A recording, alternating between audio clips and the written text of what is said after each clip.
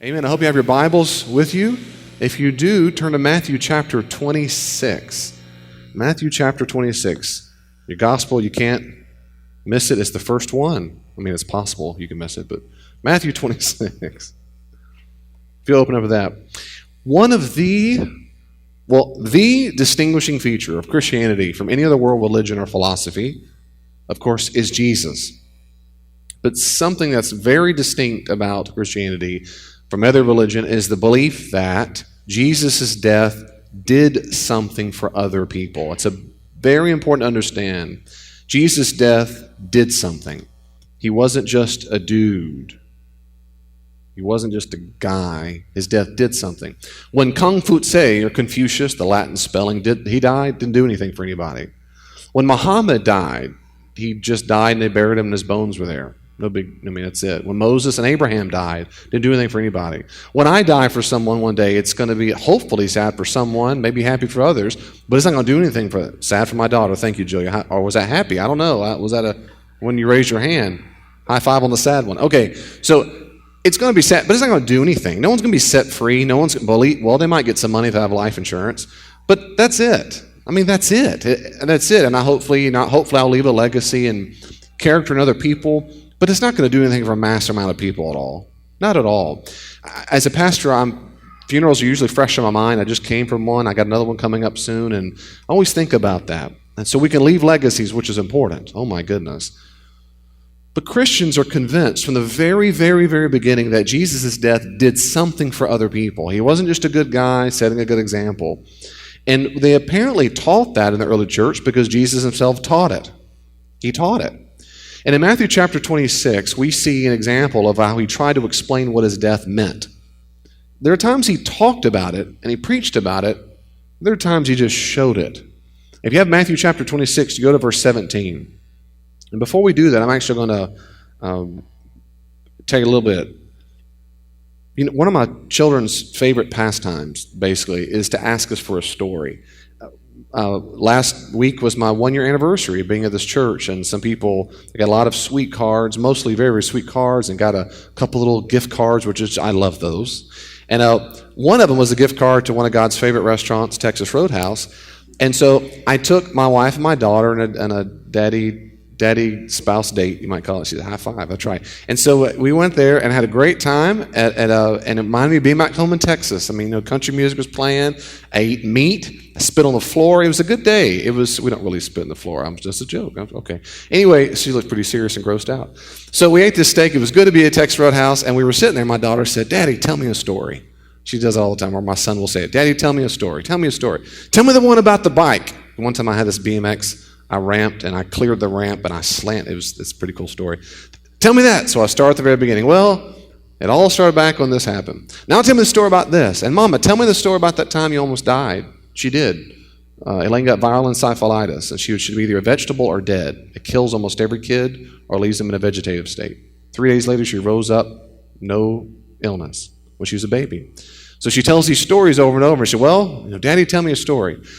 Well, we do. We relive it. Now, my kids haven't been there, but I relive it. This one time I had a bike wreck, and I lost all my memory. I have no memory of that day. I woke up in the hospital with a concussion, and so I relive these stories, and they're excited every time they hear the story.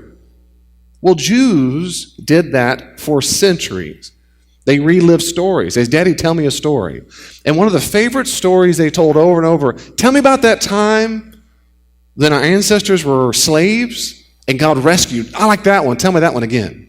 "Okay, well, this is what happened. There's a man named Moshe, or Moses, which in Egyptian means drawn out of the water.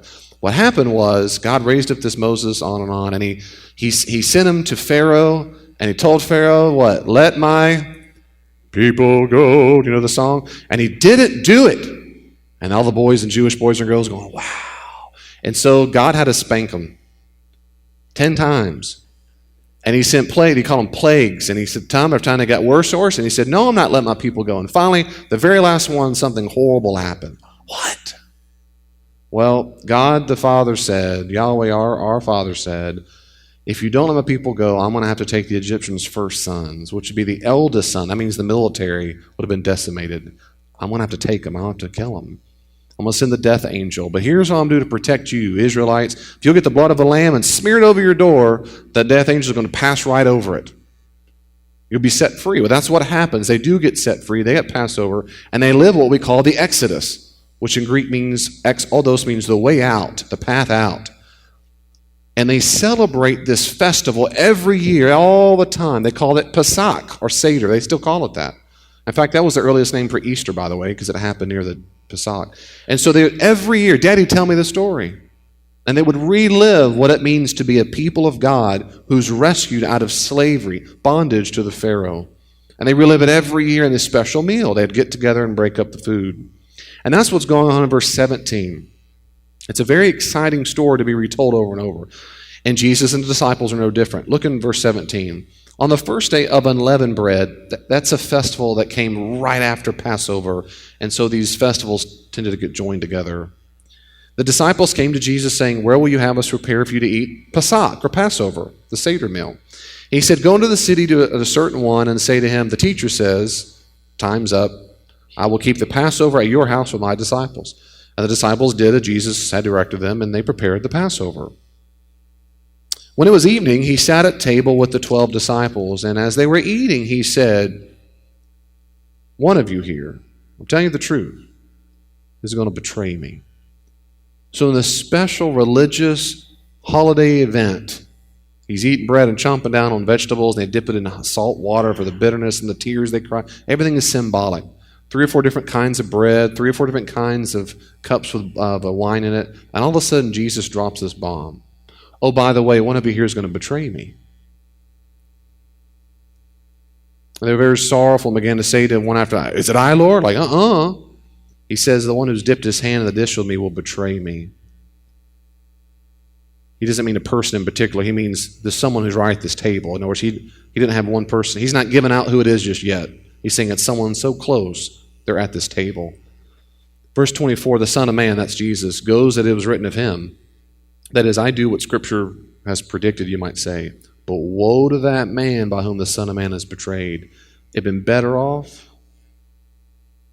had he not made it in the first place. Had he never been born. Now, what's going on? I show a couple of pictures in communion each week here at First Christian. So here's one example of a picture we show often. I picked this one on purpose because it's a good example of what it was in the ancient world. You know, they don't have silverware because they use their hands all the time. Romans could use them, but typically in this time period, and Palestinians typically use their hands for almost everything. The plates and bowls are pretty accurate. See the little oil lamps there? There'll be lamps going on. You can go and still find those in Israel, buy replicas. They're sitting up. Most Jews sat up at every meal. At normal meals, they sat up. The problem with this picture with communion is they're not leaning. By this time period, Jews leaned typically on their left side and ate with their right hand. And they just were influenced by the Greeks and Romans who did that. So this is a good picture of them eating. It's not probably the most historically accurate for communion or Passover because they would have been leaning versus sitting up. It looks a little more like this one, a little more like that one. They're leaning there, but they're not really leaning too much on the left side. And you see the disciples and maybe Judas here on the side going, is that I? I'm not the one going to do it. So right in the midst of this great, wonderful celebration of God rescued our people, one of you is going to betray me. And it was a massive insult, a massive breach of trust to have one of your dear friends and a table guest to betray you. It still is a massive breach of trust. But the ancient world, this is a biggie. And no wonder the disciples go, well, I'm not, is it I? Am I the one doing it? Imagine looking around the room. I mean, think about it. It's probably going to be Thomas. No, I don't. It's probably Pete. He's always. It can't be Judas. Judas is the one who holds the money bag of the group. That means he's the most trusted. He's got the wallet. It can't be him. Let's see. It's probably Andrew. One time I saw him. He stole some fish. They weren't look. I saw it. He going around the room. Someone right here in this midst. Judas says, I'm not the one going to do it. Do you ever tell God one thing while you're really planning something else? Yeah, he knows that. You ever do that before? Look what Judas says in verse 25. Is it I, Master or Rabbi? In Matthew's gospel, typically people who are not very close to him call him master or rabbi, my master. If you're close to Jesus, typically in Matthew, you call him Lord. So this term shows he's a little distant. And what does Jesus say in response? Well, you've said so. He's talking to the person he knows is about to go betray him. And what does Judas do? He goes off and tells the religious authorities where Jesus is hiding, and they give him 30 pieces of silver. That's the price of a slave. Judas's mind is already made up, and he's still talking to Jesus one-on-one. You ever talk to those people that gossip about you behind your back, and you see in face, hey, how's it going? But you know what they said behind your back? That happens in church often. I mean, many times I met people like, I know everything that happened behind the scenes. Hey, how's it going, David? And they walk out. You just know when you're shaking your head, there's something, come on now. Am I the only one here? Oh, that's fine. Jesus is doing that with big Judas now, the one who would have probably been the most trusted. Master, I wouldn't do that. You ever pray to God like that sometime? God, if you'll just give me that job, then I'll make sure I give it to you. I'll give you all that money, all that glory. But you've really made your mind, no, I'm not. I'm going clubbing. I got a purse I want to buy. I got shoes on my mind. If you'll give me that man or that woman, that relationship, if you'll get me out of the relationship, then I'll do X, Y, Z. We kind of barter sometimes with God. Well, Jesus knows that too. It's just safe for us as disciples. Just tell them the truth. I'll be honest, God. If you give me that, I'd probably use it for my glory. I'll be honest with you. So maybe you don't want to give it to me. I don't know. But if it's so, you're not alone. Jesus goes on from there. Look in verse 26. Then look what happens. He's taken this meal around, this bread. He says, as they were eating, he took the bread and he blessed it, and he broke it and gave it to his disciples. Now what's going on there is he probably lifted up the bread. They still do this. They lift up the bread, and to bless it means to give thanks for it. They would have said a prayer over it in Hebrew. And that blessing comes later on when the Greeks said it. They would say efcharisto, means I give thanks. That's the word Eucharist. It means to give a thanksgiving over. And that's what sometimes communion is called Eucharist, particularly if you're in Roman Catholicism. Eucharist, communion, Last Supper. They take the bread, he blessed it, and he breaks it. That's what everybody did in the ancient world for the Exodus event. But now he says, take and eat this. This is my body. What in the world is he talking about? What is the significance of the bread? He's talking about matzah bread. It's unleavened bread. It's the reason why in the second service, well, it's one of the reasons, we usually use this flat bread. It's going to happen later on. This matzah bread is unleavened. Well, who cares what kind of bread it is? It matters a lot to the story. Because you and I probably didn't grow up reliving the Exodus account all the time. It's not fresh on our minds. It was fresh on their minds. Daddy, tell me a story. They heard it all the time. Before they were freed from Egypt, God prepares them and says, you're going to make some bread, but you're going to be in a hurry. So don't spend a lot of fancy time, because when God sets you free, you're going to be going fast. This is what he says in Exodus 12. This is how you're to eat it. Dressed to travel. Sandals on your feet. And your staff in your hand. Like, get the gas in the car. You're to eat it in haste. It's the Lord's Passover. So they baked cakes of bread without yeast, using the dough they had brought from Egypt, for it was made without yeast, because they were thrust out of Egypt and were not able to delay. They could not prepare food for themselves either. When Pharaoh said, fine, get out, boo, they were out. And when they celebrated that event after it happened, they had commandments of how to relive it and how to celebrate that event. This is what they said as they celebrated it. Next chapter. Bread made without yeast must be eaten for 7 days. No bread made with yeast shall be seen among you, and you must have no yeast among you within your borders. You were to tell your son on that day, the one you're teaching why we do this. It's because of what the Lord did for me when I came out of Egypt. If you don't know this, yeast helps it get bigger, right? So when there's no yeast, it stays flat. So when you celebrate, and you celebrate this matzah bread, you're going to celebrate this. Daddy, why do we do that? Because when you eat that bread, you're reminding them that we were once slaves, and God freed us. I've been to fancy Seder meals, and people invited, and that's sweet. It's nice, like fundraisers and stuff, and I've gone. I don't never prefer to go that much, only because in the Gospels, Jesus is not simply reliving the way it was. He's having a meal that celebrates a wonderful victory of God to set his people free, to form a new people group, but now he's redefining it. So when Jesus picks up this bread, in essence what Jesus is saying, when you eat this bread, watch out. Know what you're getting into. When you take this bread and put it in your mouth, you're part of a new exodus. You're going to be one people free from the bondage of sin, initiated in my death. Know what you're getting into. When you break this bread and eat it, but right before he said it, they had a very different understanding of what they were about to eat. No, Jesus. When I eat this bread, it demonstrates that I'm a Jew and God rescued us. That's wonderful. And he says, this is my body broken for you. What? Now they know that it's not literally his body. Jesus didn't break off a pinky. He knows it represents his body. If you partake of the bread now, you're not just partaking in being a Jew.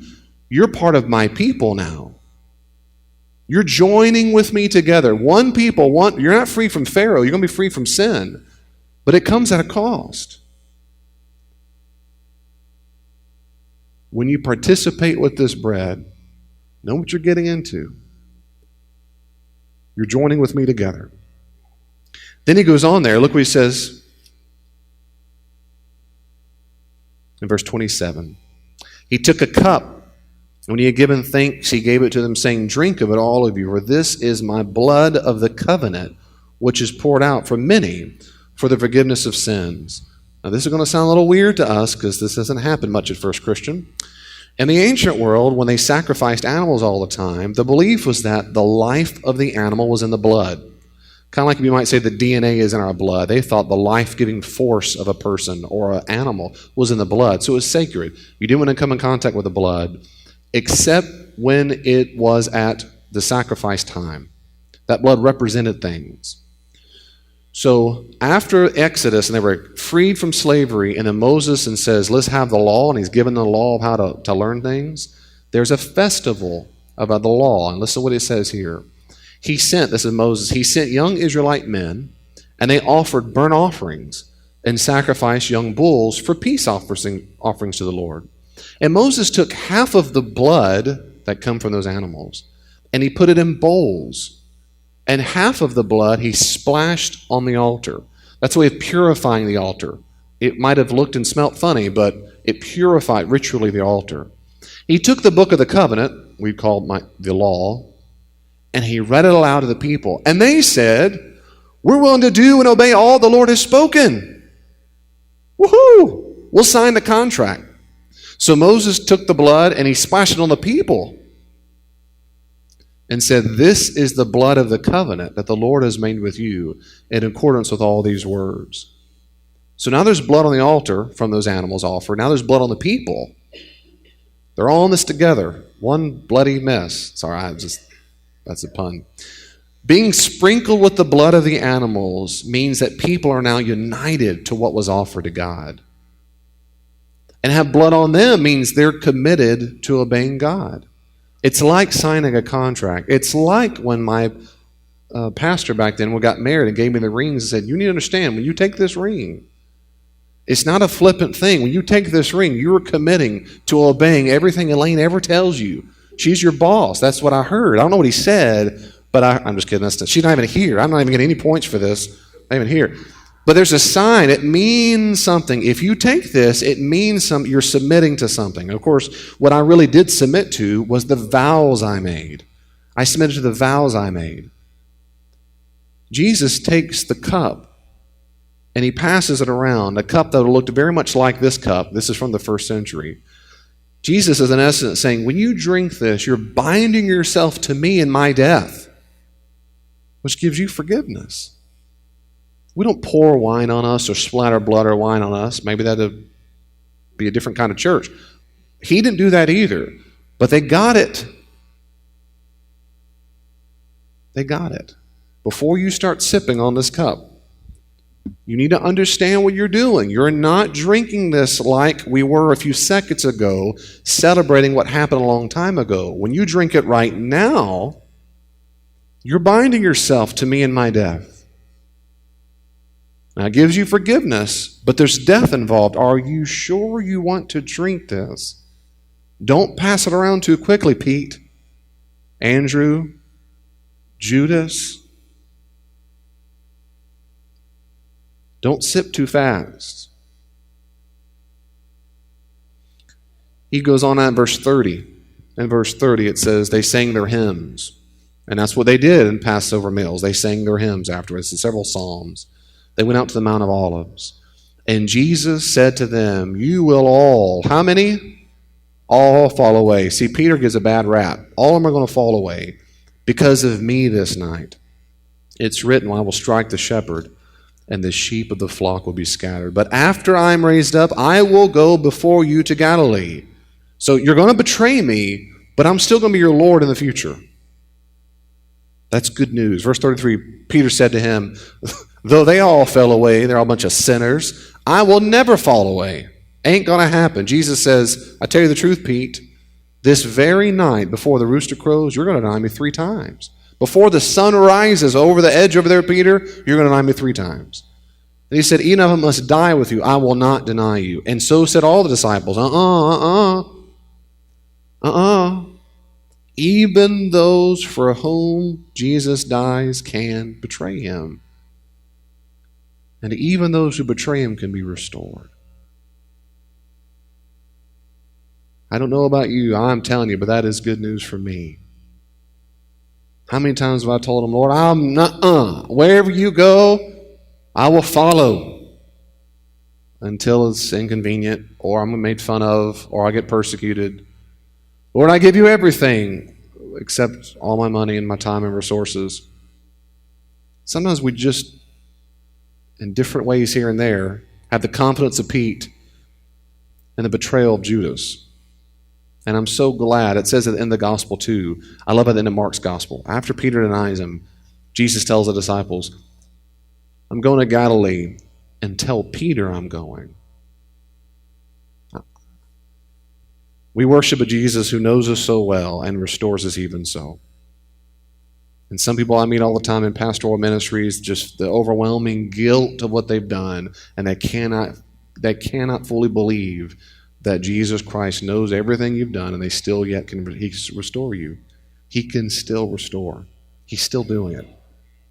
Well, partaking the last meal, it's no light matter.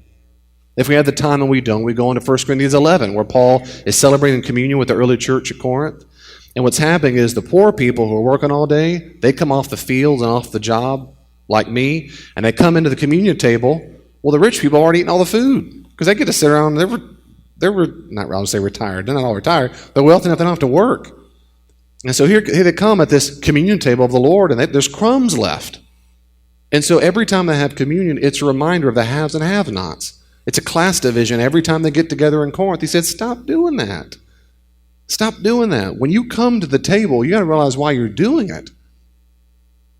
And we got to be ready to offend people. In John chapter 6, in his version, when Jesus says, if you don't eat my flesh and drink my blood, you can't be my disciple.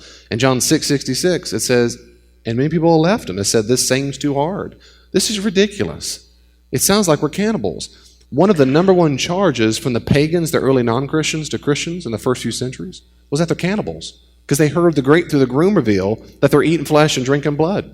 It was. And they also called them incestuous, because they called each other brother and sister and gave each other a holy kiss. What's offensive today, sister and brother, stay with me, I'm almost done. I'm telling you, we have to admit this and claim it and own it. And from you, some in this room, it still might be offensive. And that is, we need someone to die on our behalf. We've got to be ready to be offensive. When I go out on Mass Street or 6th Avenue, whatever it is, I'm at the gym, and I'm talking to guys there, and I am. They're different people. I'm trying to make disciples. I'm slowly but surely building a relationship with them. And the time, David, tell me what you're about. Now, let me tell you a story. Now, what do you do at your church? And we start talking, well, this one meal we have is called communion or Last Supper. I don't care what you call it. Why do you do that? Well, it's because Jesus died for me. What makes you think that? You see how the story goes? Because I can't go along into the story without me having to say, because you're a sinner and you need that. You need it. We have to. We're sunk. We're sick, and we need a healer. It's still offensive. It offends our sensibilities. It offends our pride. Who do you think you are? I'm not a bad person. And we've got to be ready to be offensive. Nevertheless, the offer still stands. It still stands, even here at First Christian.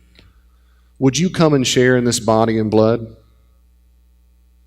Would you participate in the new people of God, freed from the bondage of sin, committing yourself to live as people forgiven by his death?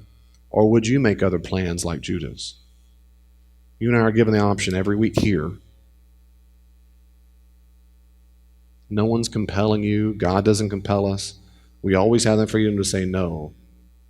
But sister and brother in Christ, I'm with you on the same level, same ground. Every time we go to eat that bread and blood, realize, do I know what I'm getting into? As much as I do, am I ready to join myself with him in his death?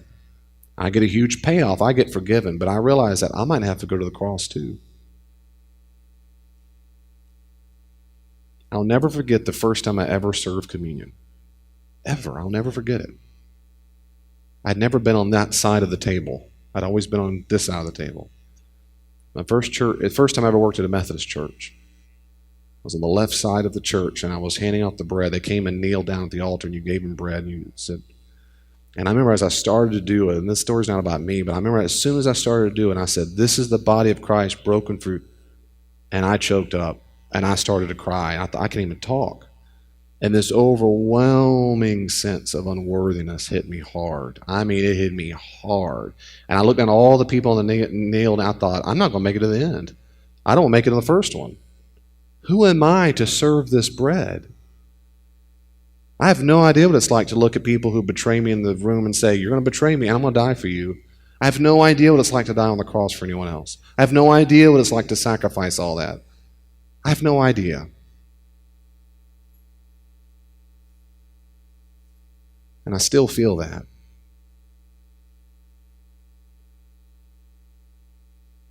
I'm so thankful that